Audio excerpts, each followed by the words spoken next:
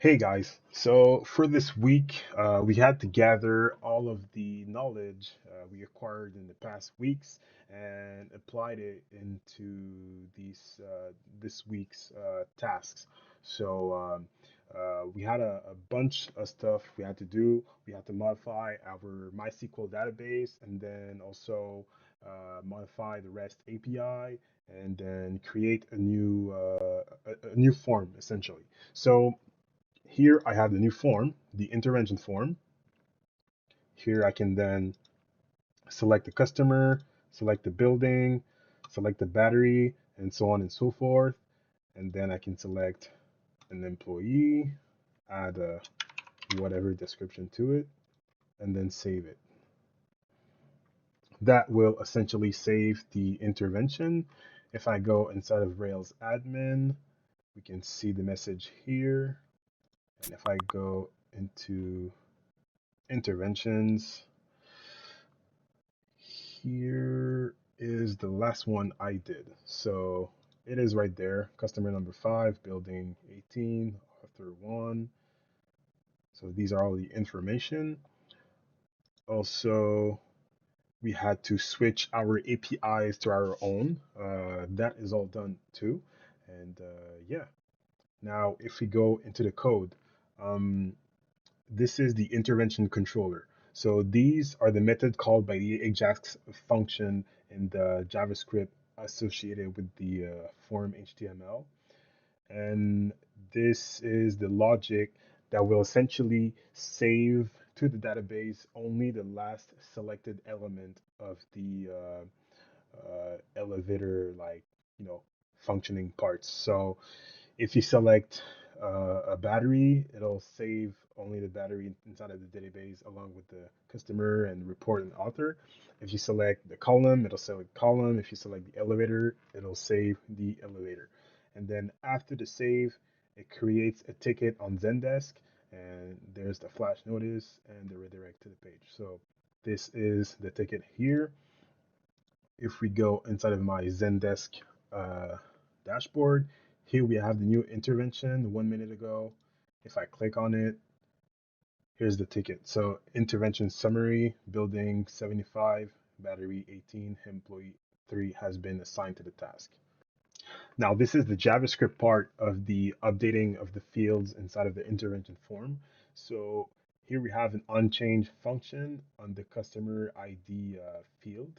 If we change the status, the value basically of that field, it'll show the next one, then set the value of that field inside of a variable.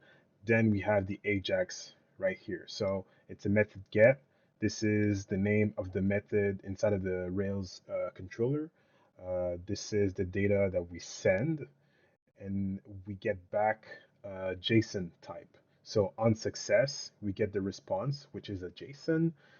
We empty out the building ID field, and then we append dummy select placeholder, if I can say, and then we have a for loop that'll loop through the length of the response. So for the amount of hashes we have inside of the JSON, it'll basically append a new option value selected from the response.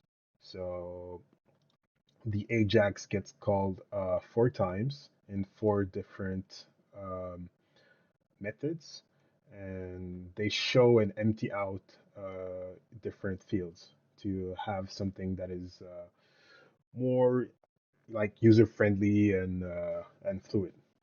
Now for the REST API, here I did the intervention table model. So these are all the fields that we want to display inside of the query essentially.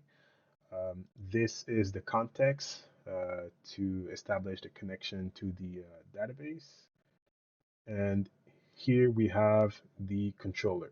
So we establish a route, and then we call the context again up top.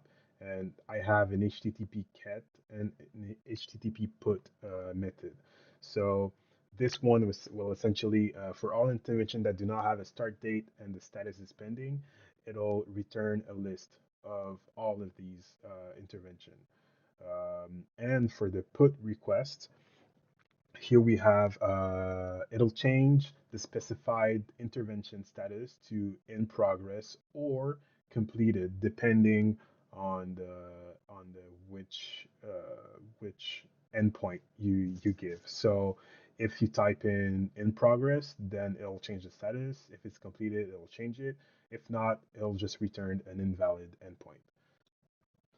So here's a little demonstration of the REST API endpoint inside of Postman. So I have my GET request here that will get all of the interventions that are pending and that don't have a start date. So if I click send,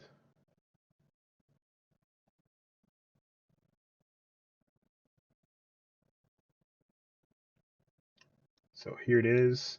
I have a list of all of the interventions with their IDs and the statuses and pretty much all the fields that are inside. For the put request here, we have the endpoint in progress. So I've chosen intervention 8. So if I click here, here it is. ID 8, start of intervention. So this is essentially the timestamp of this very moment. And if we go on the completed one, click send, here it is. So ID 6, customer ID, and essentially start intervention null and end of intervention, here's the date.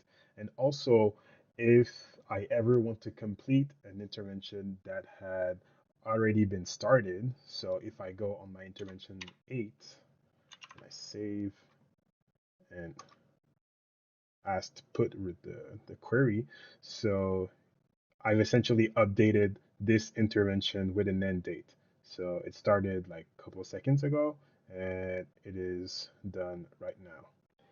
Now, as a proof of work that everything has been done on the database side, here I am connected to my interventions table inside of the database right there. This is me. If I go interventions here, so here I have some test interventions that were made into the database. If I click, press on F5, then it updated the database with the most recent, two recent interventions that I did earlier. And the start of intervention has been changed, and the end of intervention has also been changed right here. And also uh, completed and completed also. Yeah.